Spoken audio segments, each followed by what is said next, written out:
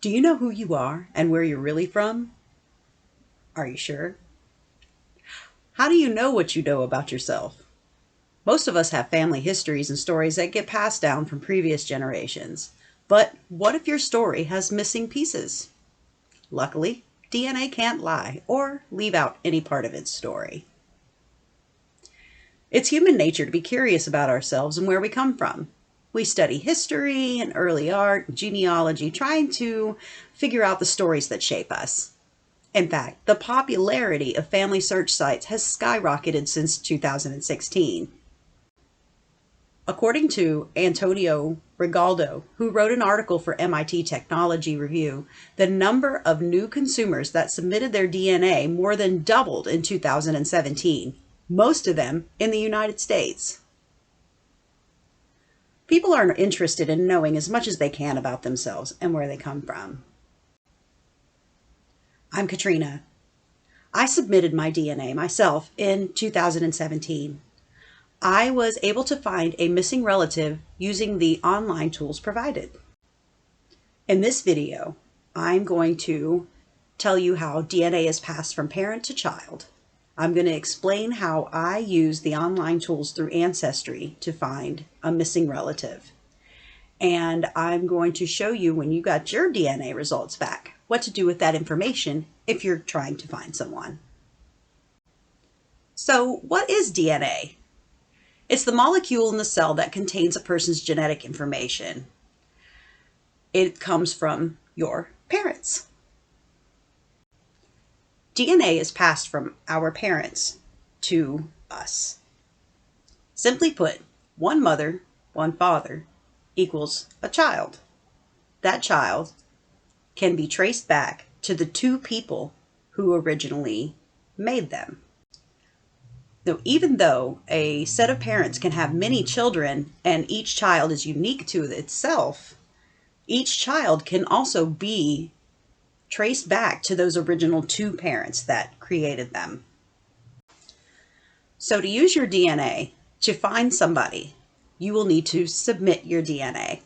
So I used Ancestry because it was not only a way to find out how much different nationalities I was. Honestly, I wanted to know how Irish I was. That's what started all of this. Just saying. So I submit my DNA, and then you have to wait 6 to 8 weeks for the results. So in the meantime, you will set up an app. So you set up your Ancestry app, you submit your DNA, you send it on out, and while you're waiting, you want to start working on your family tree.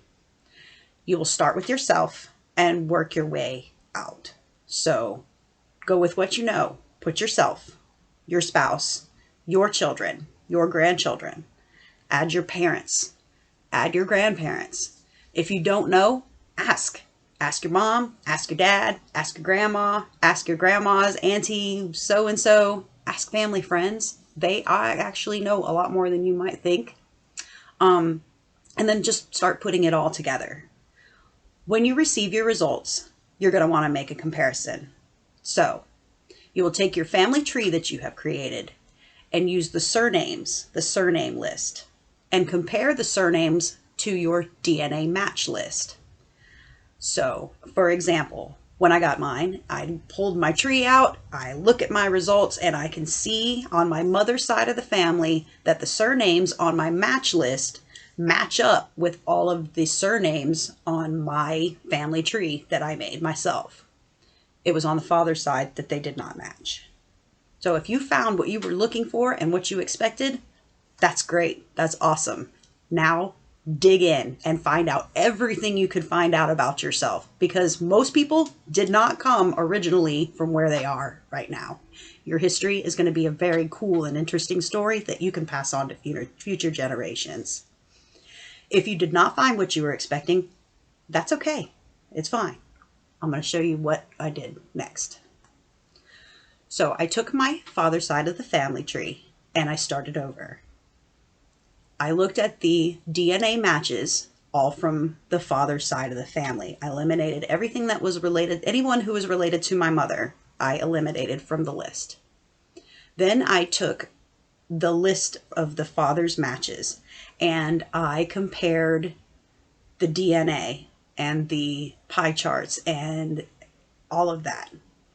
But what was really cool is that some of them have what they call public trees. So if you click on a user that's related to you and you click on their public tree, it'll show you where they are related, how they're related to this part of the tree that you're investigating.